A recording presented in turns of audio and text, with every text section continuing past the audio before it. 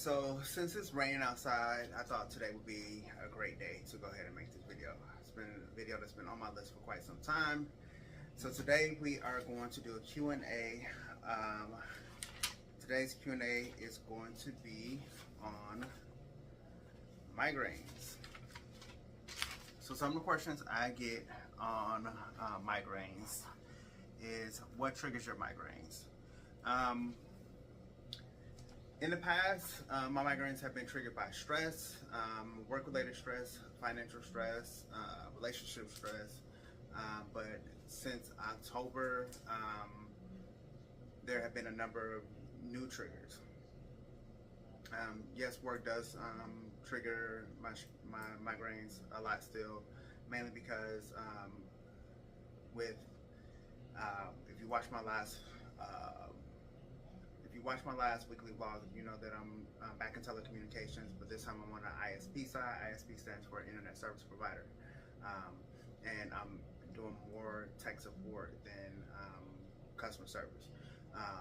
And I've never really been a big fan of tech support, so getting into tech support was a stressor of its own. So before the injury, that was already a stressor for me, but it wasn't causing, before the injury, it wasn't causing the migraines that I'm having. I started having after the injury. So that's one trigger. Another trigger after the injury became weather related. So anytime there was a change in pressure, meaning like a day like today where it's raining, I could begin to feel that a migraine was coming. So as the atmospheric pressure began to change, I would begin to feel, especially around my eyes, that a migraine would be coming. So that's when I would be able to take the sumatriptan to get in front of it.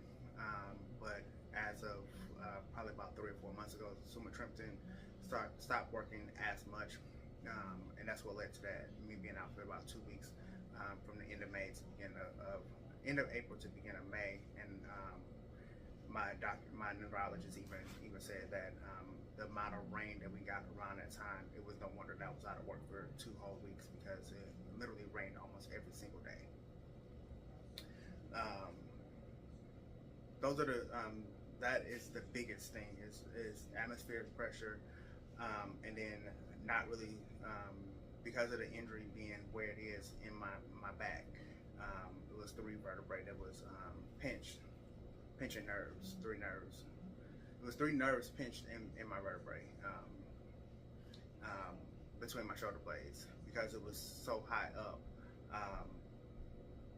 If I carry too much, then I'll start to have a lot of, it'll start to feel like in my shoulders and my neck, like I've been hit by a Mack truck. So I begin to feel really weighed down, and that'll begin to lead to a migraine as well. So I really try not to carry more than 10 pounds at a time. I don't even carry the book bag that I used to carry. The weight of the book bag alone, even when it's empty, can be too much at times.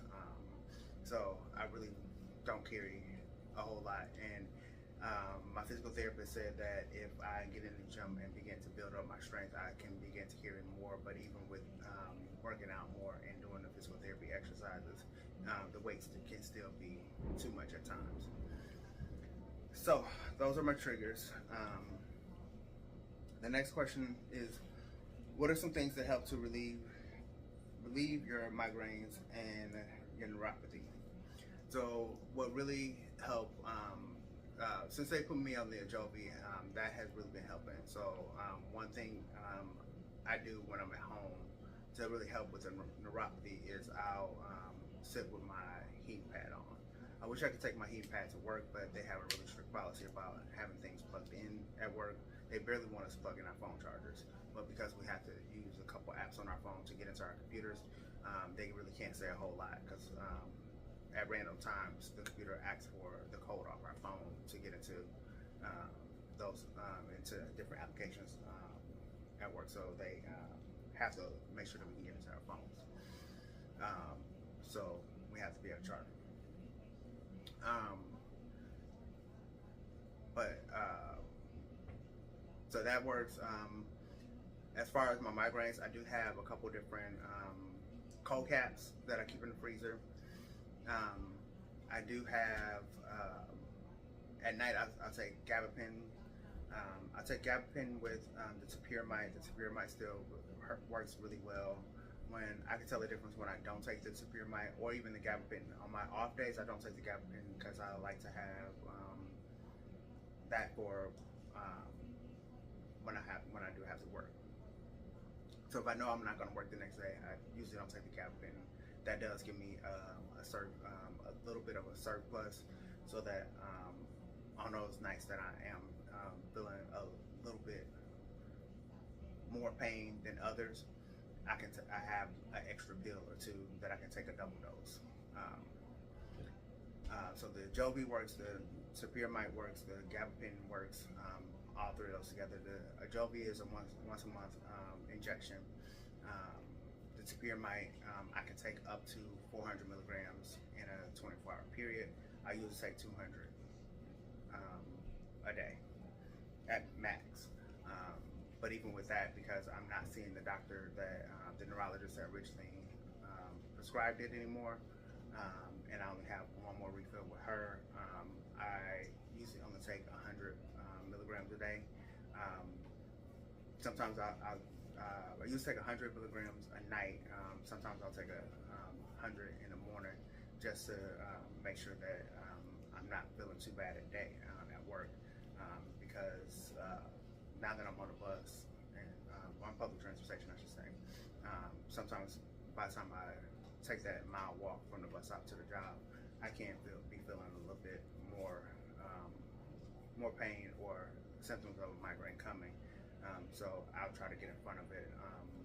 Usually by Thursday or Friday, if I'm working for a week, I feel like I need it more. Saturdays calls are not as bad, so or the call volume is not as bad, so I don't take it Saturday, but definitely Thursday or Friday morning I'll sometimes take the extra 100 milligram dose just to get in front of the pain. If I don't take it on Thursday morning, I'm definitely taking it on Friday morning. Sometimes I'll take it. Some weeks I'll take it both mornings. But other devices, like I said, I have the cold cap and I have the heating pad at home, and then I also have that one massager that you see on TikTok that really massages the neck and shoulders. I also have the massage gun that I use on myself, and then I have this other massager that's like a long handle that I can run down my back as well. So I have a couple of different things that really help. I still do my physical therapy exercises that involves a lot of stretching because the neuropathy is that bothers me the most. It's in my hands, so stretching tends to help a lot more with that neuropathy. The neuropathy on my face, I really can't do much other than the cold caps. I do have one cold cap that it's like a cold drape that can go around my shoulders. When the neuropathy was really bad in my face, I would take that to work with me, and I would keep a bag of ice on my desk, and I would keep that cold by laying that cold wrap on the bag of ice. And then when the neuropathy would really start bothering me, I would just like press it up against my face, like while I was talking on the phone. So those are a couple things that I do. All right, the third question says, do you know what caused the migraines to come on with such intensity? So as I stated in previous videos, the cause of me to start having these migraines that started this past October was because I got 3 pinched nerves in my back. What I have deduced with a lot of thought is that my dog Milo, he likes to pull when I take him outside, and I think that with the way he likes to pull, usually, so when the chiropractor showed me the X-rays, the way the nerves were pinched, they were pinched on my right side, the right side of my spine. So Milo tends to favor my right over my left. So I believe that the way he likes to pull, he pulled on my right arm, and that's when one of those spontaneous pulls is what caused um, that side of my spine to jerk and pinch those nerves. Um, that's just my thought process. Nobody has been able to confirm that. I haven't talked to anybody about my thought process, so that they can look at the X-rays to confirm what I think. They also think that just from the number of falls that I've had over the years, that that one of the falls could have caused a pinch. They also think that because I've fallen so many times in the past, that the bulging of the disc could have caused the nerves to be pinched as well. So it's a number of different things, but I think that the pinching is more recent than the fall. The pinching is caused by Milo pulling on me more recently than the falls, because the last time I fell had to be 2017, when I fell right before my grandmother passed. Now, what they did find in relation to that fall was that my lower back was out of alignment. My lower back was curved to the right, which I felt on my right side at that time. And that explained all the hip pain I had. And if they did an X-ray of my shoulder, they'll find my shoulder and my arm. I'm sure they'll find improperly healed fractures in those parts of my body, just like they found the improper heel fracture in my hip. Was it my hip? It was either my hip or my thigh. It was actually my thigh, because they in 2023, the doctor I had at the time was trying to help me figure out why I was having so much pain in my hip, and he ordered an X-ray of my hip, and they saw the improper fracture at that time, improperly healed fracture at that time. But of course, because it had happened so long ago, they couldn't go in and do anything about it.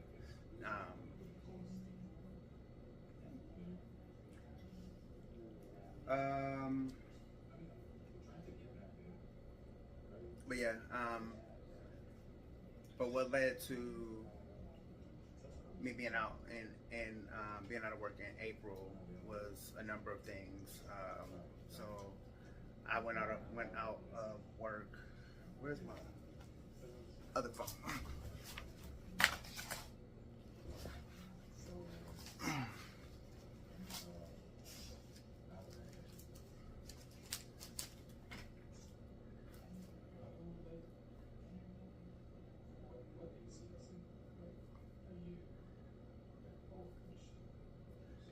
So I went, my last day of work was April 24th. On April 23rd, they had a program at work. And where my desk sits at is like right outside of the main break room. And they had the program in the break room, and there was a lot of clapping and a lot of noise being made. At the same time, there was a thunderstorm going on. So between the clapping and all the noise that was making, and the thunderstorm that was going on, those two caused the migraine to come on. So now, like I said, because I was able to feel the thunderstorm coming, I did try to take my medication, but it didn't help. So when the thunderstorm and the clapping started, that just made the migraine come on with intensity. I continued to work all day. Actually, I didn't work that full day. I had pre-scheduled to leave work early. I came home, went to bed, trying to sleep it off. Took some over-counter medication, which I'm not supposed to be taking. but that didn't help. And then I woke up the next day, went to work, and I was actually scheduled to work a full day, but I wasn't feeling well while I was at work. So I talked to my HR rep. She told me it was nothing that she can do, but she encouraged me to go talk to my manager, and it was up to him if he let me go home without penalty. My manager told me that ultimately it was my decision, but as far as whether or not I got a penalty, he would have to talk to my supervisor who was out on vacation when he got back from vacation on whether or not I was going to be penalized and what the penalty was going to be. So when I went back to my HR rep, she was like, she agreed with me that the answer that he gave didn't sound like it wasn't going to be without penalty. So she encouraged me to do what was best for me. But she was like, if you're going to leave, go ahead and take the continuous leave. Don't just take these few hours that you're going to leave. Take the continuous leave and try to get your doctor to write you out and go from there. So that's ultimately what I ended up doing. I took the continuous leave, but before I left that day, I contacted my doctor's office and made sure that my doctor was okay with writing me out for continuous leave. And my primary doctor, I must say, I have one of the best primary doctors I've ever had, at least in a very long time. As soon as I contacted them, they're like, yeah, we just need to see you in the office in order to fill out the paperwork. But by the time they got back to me, I had already made an appointment to go into the office in a couple days later. So I left work, went to the ER, went to the urgent care. Urgent care wasn't able to give me the migraine cocktail that I needed because of my kidney function. But they gave me a reduced form of cocktail, which did nothing for me. A couple of days later, I was supposed to return to work, but I still wasn't feeling well. So and then I talked to our benefits provider, and they was like, no, we have you going back to work. I thought I was supposed to go back to work that day, but because I still wasn't feeling well, I stayed out. And when that same day, the benefits provider called me back and was like, no, we have you going back to work tomorrow. So I was like, okay. So the next day came and I still wasn't feeling well. So just something in my gut was telling me, don't go back to work until you talk to your doctor. And so when I talked to my doctor was like, no, I'm writing you out of work until at the very least Monday. But if you're not feeling well on Monday, I'm writing this until the migraine breaks. So on that Monday, I let her know that I was still not feeling well. She was like, okay, well, go see your neurologist and we'll go from there. But when I talked to my neurologist was like, no, you won't back to work tomorrow because I don't believe, basically she was saying that national protocol for migraines is that you are not written out of work. You only miss like 4 days. You're only allowed 4 days out of the month off for migraines, which I think is absolutely crazy because when you work in these offices with these bright lights, there's so many uncontrollables in work environment, in most work environments that people work in, that because it's a lot of people at my job that deal with migraines, which I recently found out. We can't control the noise, we can't control the lights, we can't control the air, we can't control so many other things, and everybody's situation is different with what triggers their migraines or what affects their migraines.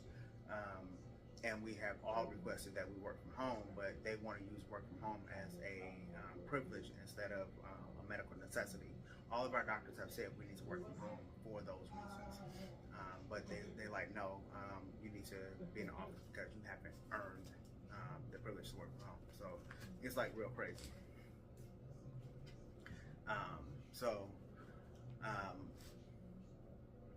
Since my neurologist told me to go back to work, I went back to work, and they was like, no, we still have you out until that Thursday. Yeah, Thursday I went back to work because that's what they had already had me written out for. So I went back to work that Thursday, and they thought that what was crazy is that my supervisor tried to make a spectacle of me in front of my entire team. He tried to say, oh, well, our out of office rating for our team is looking really good right now, but just know that they're going to be flipping some of that time, and we're actually probably going to have one of the worst out of office scores for our team for the month.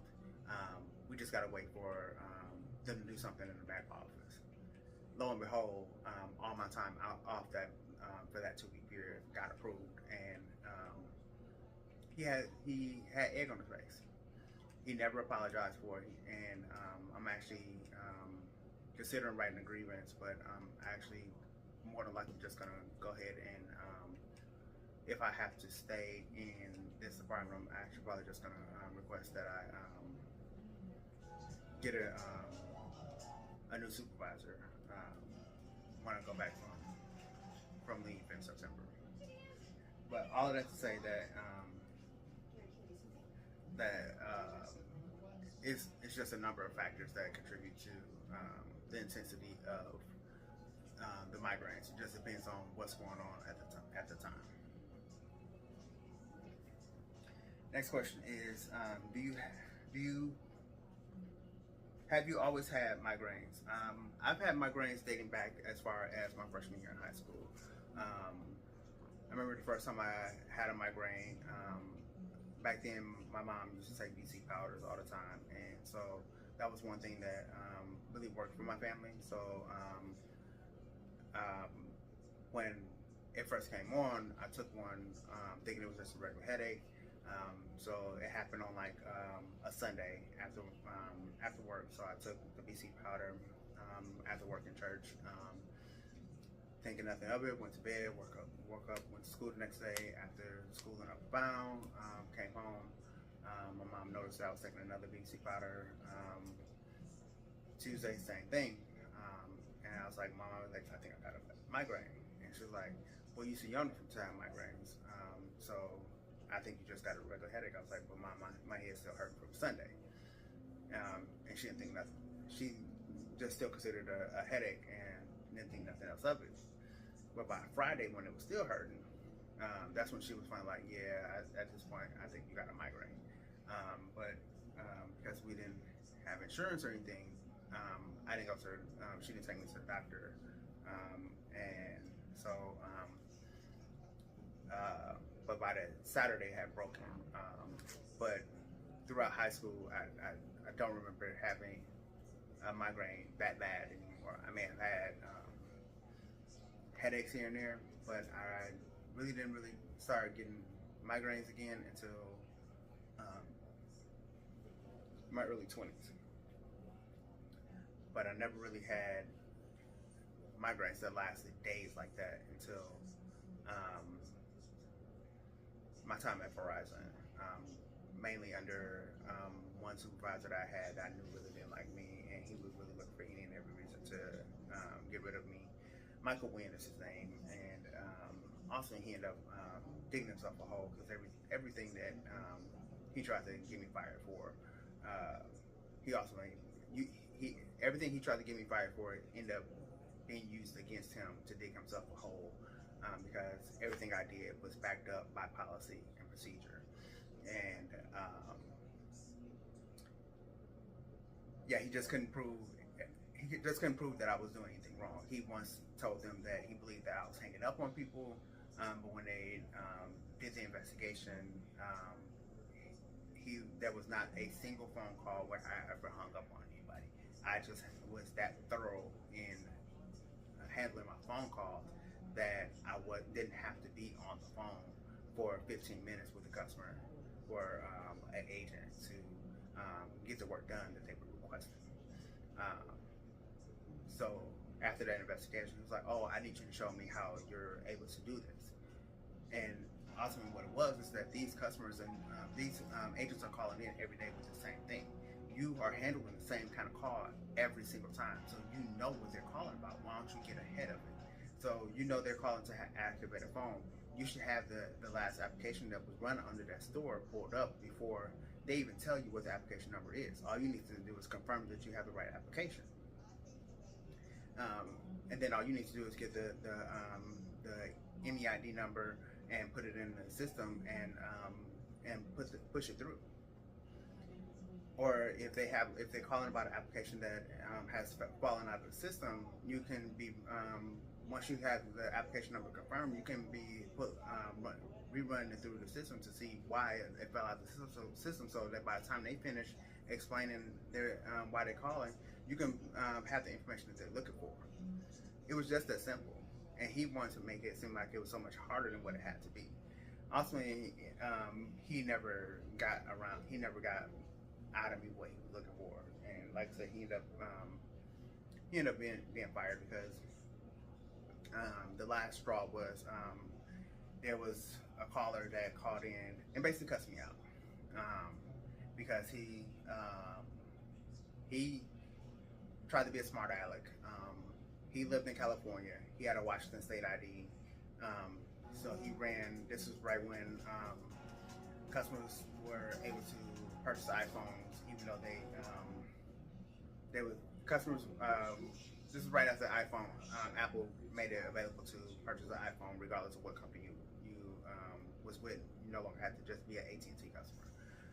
So when Verizon launched the iPhone, he jumped over to Verizon, and so he ordered his iPhone with his Washington State ID, but knowing that he lived in California. But instead of putting his California address, he put his Washington State address. So he was calling, right after he placed his order, he called to change the address on the order. And federal law, when dealing with credit, is that you cannot change the address on your credit application or your credit account for 30 days, just to prevent fraud. And so I'm telling him this. I'm like, so I'm asking him, so why did you, if you know you live in California, why did you put your Washington address? Because that's what's on my ID. I was like, okay, so I understand that you use your Washington ID, but you didn't have to put the addresses on your ID knowing that you live in another state. I said, I actually have my Wisconsin ID knowing that I live in Ohio. So when I apply for credit, I'm not going to put I told him, I said, I actually have done this before. I have used my Wisconsin ID number without using my Wisconsin ID, because anything I order, I want to come to my Ohio address. Well, I didn't know you can do that. I was like, anytime I order something, I want it to come where I live. So I'm never going to put the address of where I used to live, because I don't want that product shipped there. I said, do you know anybody that lives there or can go pick up your items from there? Well, no. I said, well, unfortunately, because of federal law, we cannot change this address. Well, just cancel the whole order then. Okay, no problem. He's like, oh, so you're just gonna lose a customer because of this? I said, at this point, I have no other option but to cancel the order. You asked for it to be canceled, and we can't change the address to the address that you want to go to for fraud prevention purposes. He said, well, you X, Y, Z, you this, that, and third, just cancel my order or give me a supervisor. No problem. So I notated the order of every explicit word he said, and I got him over to a supervisor. Well, a lead. So the lead that took the call then forwarded the call over to my supervisor for me to be written up, because I put cuss words on the customer's order. So then the supervisor then reported it to his associate director, and the associate, because at this point I actually wasn't reporting to him anymore, just in the and things that we was in the process of transferring teams. The associate director then went back to my supervisor, my new supervisor, and told her that I was being investigated because of this. My supervisor came to me and was like, yeah, they talking about possibly terminating you because you wrote cuss words on the customer's account. I said, oh, I know which account you're talking about, and I know I could tell you why I did that. She was like, oh, why you do that? I was like, because we just went through a training that said if a customer use cuss words at you, you have the option to either put asterisks and question marks in place of the words that they use, or you can put the actual cuss words that they use, whichever one you feel comfortable. She said, well, why didn't you put the asterisks and question marks? I was like, because if he feels comfortable enough to use those words with me. Why should I feel uncomfortable enough to not put the words that he used? She's like, well, you have a point there. I said, and it's methods and procedures in the system that tells us that we can do this. She's like, oh, is it? I said, yes. I said, I got it right here. She said, oh, send me that. So I sent it over to her, and she took that right to the associate director, and I never heard another word about it. Next thing I know, he actually took another job in another department, which was no longer supervisor level, just to avoid being terminated. And as soon as I came from under him, I stopped having migraines. So, yeah. And then I didn't start having migraines again until I started working 911.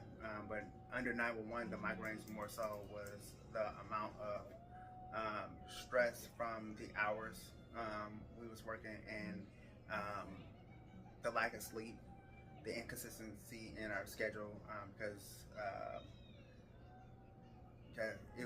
911 schedules are not for the weak. When it was other things that was bothering me, it was literally because they were picking on me. There are certain managers there that didn't like me. There are certain dispatchers there that didn't like me, just because I was the only black male there, just because they didn't want to like me from day one. I got nasty notes put on my evaluations from day one. I got nasty notes put in my binder from day one, just because one trainer actually told me, if you're not going to ask questions, we don't need you here. If I needed to ask questions, I would. If I didn't understand something, I would ask questions. So it was just a number of things that made it really hard for me from day one. And my sister being there, she saw where people were picking on me from the beginning, and she would just encourage me to just try to stick it out. And I stuck it out for 6 years. My whole goal was to, it took me 2.5 years to get into that job, and my whole goal was not to be run away until I made it at least to that 2.5 year mark. Once I made it to the 2.5 year mark, I was okay with moving on, and when the time was right, I did. And that's why I left when I left.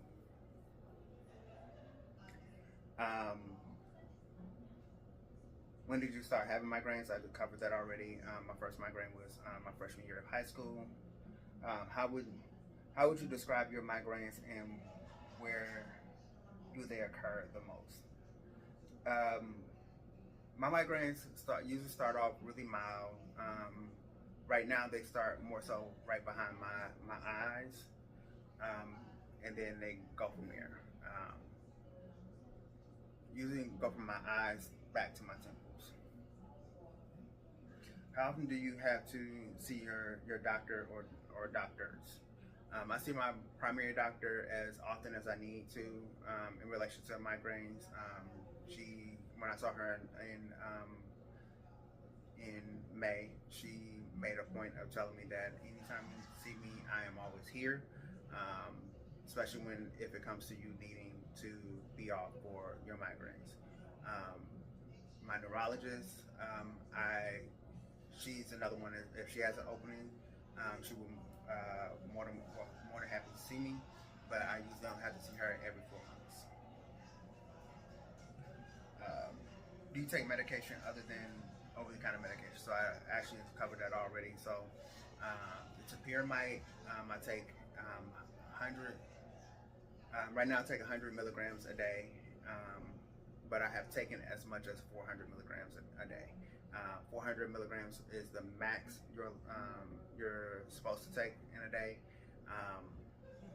and that's what I was taking back in like November, December, when I was feeling my absolute worst. That's when I thought I literally was about to die, because I didn't know what was going on, and no one was able to tell me what was going on and what was the cause of the pain.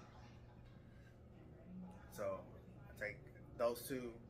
I still take sumatriptan when I feel like I need to, and then I take the Jovi once a month.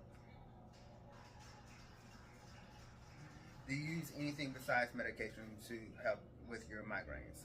So I talked about the ice, the cooling caps. I do have the cooling bands as well. The cooling bands are really good because the ice caps cover your whole head, and if those are better for me, I guess like now in the summertime, um, and then the cooling caps um, are better for me like more so in the wintertime when I just need the coolness on my temples. And then, like I said, I use the heating pad on my shoulders and my neck, um, and then, like I said, the massage gun and the massager on the neck. So I have quite a few different devices that I can use. What are some of the warning signs? A new warning sign that kicked in November, in May, is nausea. So that was one thing that a lot of the doctors have been asking me over the course of all of this: is do I get nauseous when a migraine is coming on? Right before a storm hit, I got really nauseous, and then I started, right after the nausea began to go away, I started to feel the migraine symptoms. And next thing I know, it started raining. And when the nausea hit, I couldn't understand it because I'm like, I had no reason. I really felt like I had no reason to be nauseous. And then when the rain hit, I was like, okay, wow, what's going on? So I got nauseous, and then I started feeling the migraine symptoms, and then the rain hit. So then I pieced it all together. I was like, okay, so it all made sense once the rain hit. I was like, okay, so that's a new sign for me. Are there other symptoms? That's really, other than me feeling slight pressure in my eyes. Those are like my go-to symptoms. If my eyes are starting to hurt behind the eyes, not the burning of the eyes, it's more so like a pressure behind my eyes. Those are like my main symptoms. Do other members of your family suffer from migraines? My mom stated that she suffered from migraines more so when she was young, mainly in her 20s and her early 30s. My older sister stated that she, at one point, was suffering from migraines pretty bad as well, but she got the daith piercing, which I had before I had to get a MRI. The daith piercing really didn't help me. My sister said it helped her, but she actually encouraged me to get the daith piercing.